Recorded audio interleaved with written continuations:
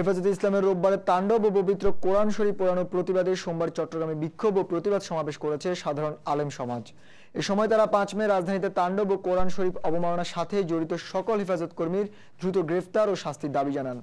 এদিন দুপুর নগরীর বিবিরহাট এলাকায় অবস্থিত জামিয়া সুন্নিয়া মাদ্রাসা থেকে একটি বিক্ষোভ মিছিল বের হয়।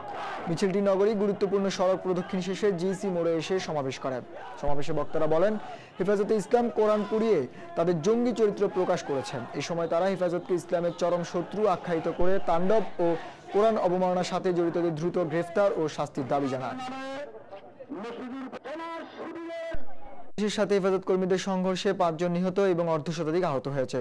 চট্টগ্রাম মেডিকেলে চিকিৎসাধীন আহত ৬ জনের মধ্যে ২ জনের অবস্থা আশঙ্কাজনক। পুলিশ জানায়, এদিন দুপুর ৩টার পর হেফাজতের আমির শাহ আহমেদ শফিকে গ্রেফতারের গুজব ছড়িয়ে পড়লে হেফাজতে ইসলামের কর্মী এবং কয়েকটি মাদ্রাসার ছাত্ররা হাটাজারিতে সড়ক অবরোধ করেন।